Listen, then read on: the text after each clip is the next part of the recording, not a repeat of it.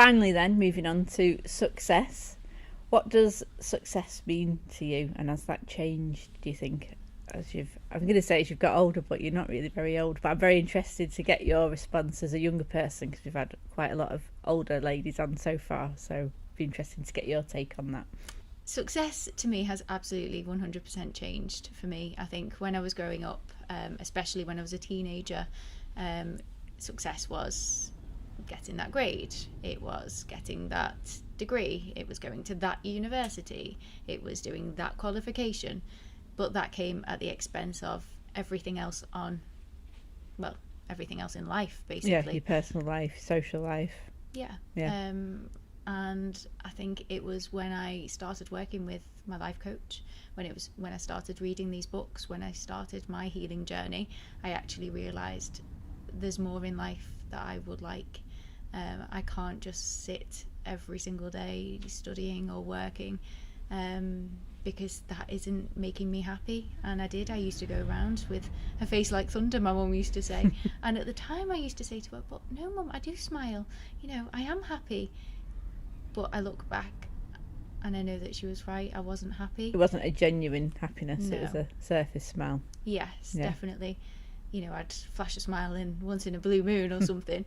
Whereas now, I'm always smiling. I'm always happy, and that's because I took that decision to realise that yes, the grades, the qualifications, the things, they are important, but they're not the most important thing. It is making that time to go around on a Saturday night to be with my family. It is going out for lunch with my friend on the Sunday. It is doing things that light me up. It's going to yoga 3-4 times a week. It's making that time. A few years ago I would not have gone to yoga, because that would, I come home at 6 p.m, I then work till 10 p.m, and then I get a shower and go to bed. There just wouldn't have been that space in my life. So I've really had to look at what I want in my life and realise that success to me is having the friends, the family, the health. I think I've forgotten to mention that, but health 100% is the big thing. Especially last year, that taught me that you have to have your health in order to have everything else. That underpins everything, doesn't it? Absolutely. I mean, just to have energy to get up and get a shower each day, that was something this time last year that I was really struggling with. A shower would literally wipe me out. I'd have to go and have a nap, and that's just something that we take for granted day in, day out. And don't get me wrong, there are moments when I do have a shower every day and I forget, but sometimes I do remember and think, wow, this time last year I'd have to go and sleep for 2 hours after just having a shower. So energy, health, foundations. You've got your family, you've got your friends, you've got your career, you've got your hobbies, you've got your work life, your social life. I think all of that encompassed together, these experiences, days out, Christmas, which I love, all of that is just that is success to me. If you've got everything in balance, in harmony, yin yang, masculine, feminine energies all in harmony, all in sync, then I think that's what success to me is now. And thinking of your mindset coaching going forward, do you ever see, because it sounds like you really love teaching, is that a fair? Absolutely. Yes. So that sounds like it's not something that you'd ever want to give up necessarily. No, so it would always be about developing your coaching to make you a stronger or a more well-rounded teacher, would you say, rather than giving one up for the other? Absolutely, yes. I think they go hand in hand so well.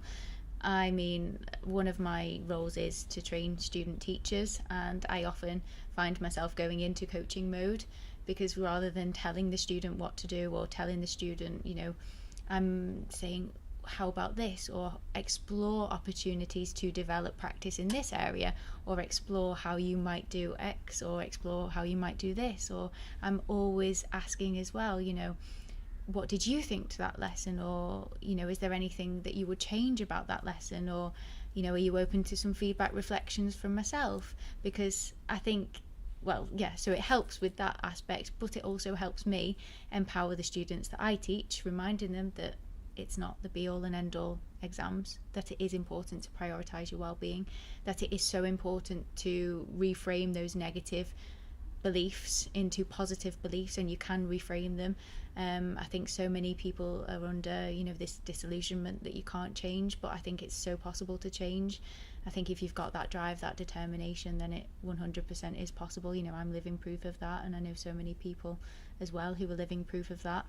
So yes, I think they go hand in hand, and I would never give one up for the other. I think it just complements what I'm doing. Yeah. And helping me as well, first Yeah. and foremost. And your students must really look to you for that sort of support as well, because I think, do you find a lot of your students perhaps have got dreams and goals that aren't an orthodox goal of, university and profession? Because I know when I was younger, it was very much, no, you get your results, you go to university, you get a profession. And people who had a dream that was different, say to go to drama school or go travelling, they were like quashed. It was like, no.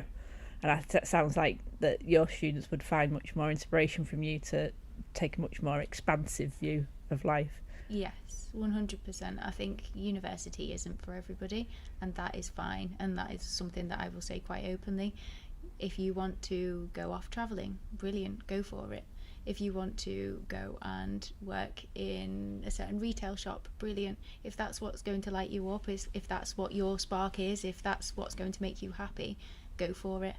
If you want to do an apprenticeship, go for it. I just encourage anyone and everyone to just do what lights them up, and don't necessarily follow into societal norms. You have to do this, you have to do that, because at the end of the day we only get one life, and I think it's so important that you do whatever makes you happy.